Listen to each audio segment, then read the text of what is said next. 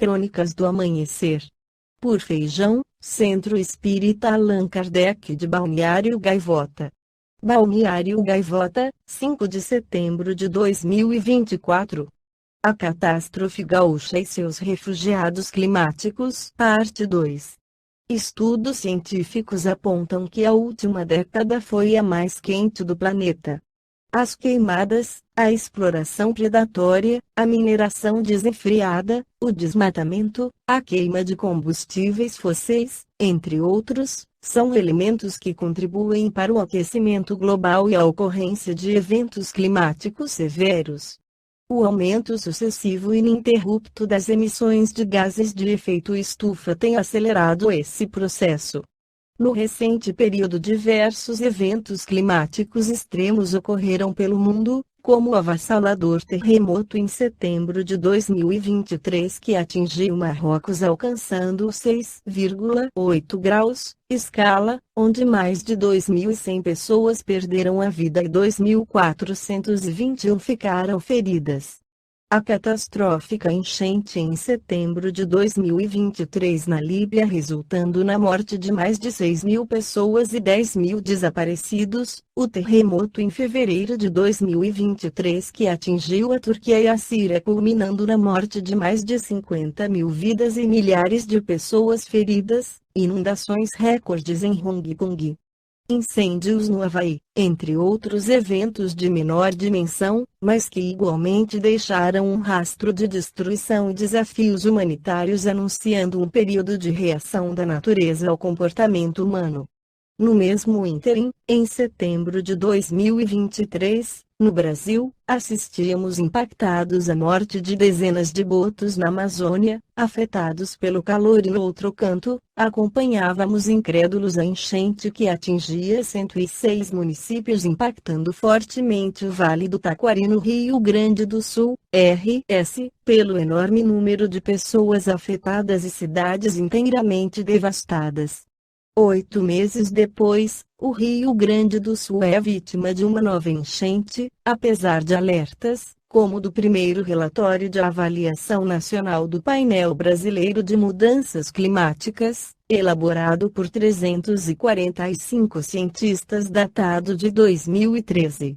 Esta tragédia em curso deixa um rastro de devastação sem precedentes e, sem dúvidas, é um evento climático extremo da maior magnitude e repercussão já enfrentado pelo Estado, pelo país e possivelmente pela América Latina. Mais de 84% dos municípios são fortemente atingidos pelas enchentes de maio de 2024. Algumas cidades atingidas pela terceira vez, setembro e novembro de 2023 e maio de 2024, algumas delas inteiramente submersas e completamente devastadas. O saldo de destruição é incalculável, as autoridades informam que são 169 vidas perdidas, mais de 654,19 mil desalojados, 84 desaparecidas e cerca de 806 pessoas feridas até o momento. O jornal O Clarim de julho de 2024 esclarece que com que fim Deus castiga a humanidade por meio de flagelos destruidores, para fazê-la progredir mais depressa. Acelerar o progresso, este é o sábio objetivo de Deus quando permite que, por meio de suas imutáveis leis físicas controladoras da natureza, sejamos atingidos pelas assim denominadas calamidades.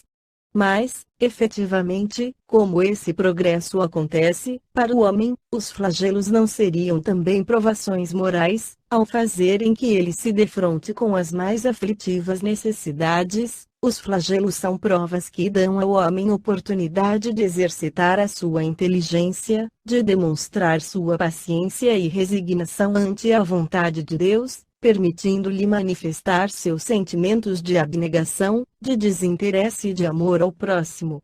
Caso o egoísmo não o domine.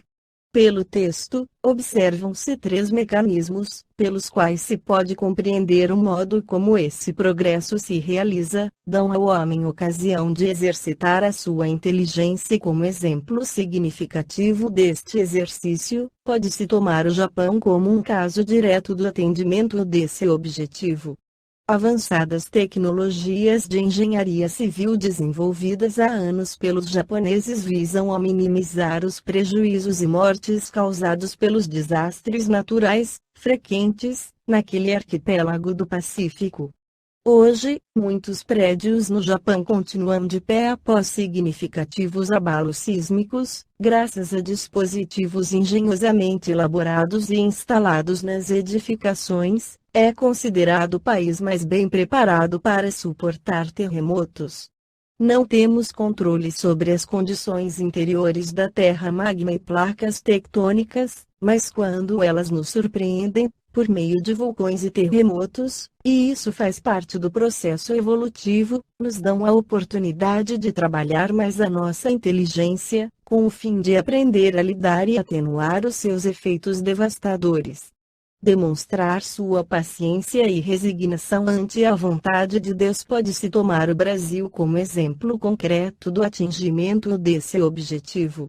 Os cidadãos brasileiros, após a ocorrência de catástrofes naturais, dão depoimentos em que expressam, caso sejam crentes, a confiança em Deus, sem condená-lo por conta das perdas materiais e mesmo humanas, comuns após episódios deste tipo. Afirmam, geralmente, que vão se recuperar e começar de novo. Manifestar seus sentimentos de abnegação, de desinteresse e de amor ao próximo, caso o egoísmo não o domine mais uma vez, o Brasil pode ser usado como modelo. O povo, diante de catástrofes, se movimenta de variadas formas para auxiliar e apoiar os atingidos pelas calamidades. Só não se manifestam, como bem destacado na resposta dos espíritos, os egoístas. Os últimos se contentam em destacar a responsabilidade dos administradores municipais, estaduais e federais como únicos culpados pelas consequências desastrosas desses fenômenos. Entretanto, questiona-se, por qual razão seria preciso ocorrer tantas mortes para se promover o progresso do orbe? É uma questão recorrente, típica de pessoas que não aceitam ou não compreendem a continuidade da vida, a imortalidade da alma, a reencarnação, enxergando na morte um fato definitivo gerador apenas de tristeza e pesar. Caso refletissem um pouco, concluiriam: Deus não pode desejar o sofrimento de suas criaturas, principalmente daquelas que permaneceram vivas após a passagem dos cataclismos e desastres, ou do surgimento de pragas e pestes, pontuando a nossa história, ao levaram nossos entes queridos para o lado escuro da morte. Neste sentido, a doutrina espírita apresenta um conjunto inigualável de explicações, não só possibilitando a justa compreensão dos desígnios divinos, bem como apresentando as condições capazes de consolar-nos, pelo esclarecimento, sobre o acontecido. Há outra linha de questionamentos trazendo desconforto quando se busca explicar as muitas mortes ocorridas nestes cataclismos. Haveria mortes ocasionais? Quem estava, talvez desavisado no local, foi surpreendido pelo acaso? Alguém morreu na hora errada?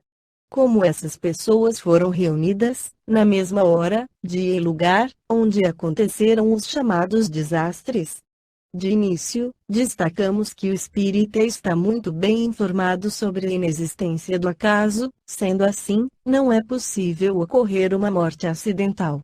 Contudo, a grande maioria desconhece os postulados espíritas. Desta forma, para fornecer uma rápida explicação, não podemos admitir, pela razão, que Deus não tenha controle sobre sua criação, afinal, Ele não é onipresente, onipotente e onisciente.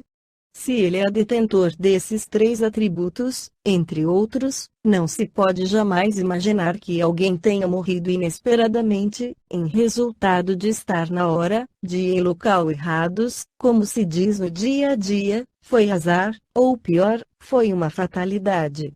E mais, a morte nos alcançará mais cedo ou mais tarde, seja por um flagelo ou por outra causa qualquer. Ninguém se esquiva dela. Esta foi a crônica do amanhecer de 5 de setembro de 2024. Por Alfredo Feijão Lopes.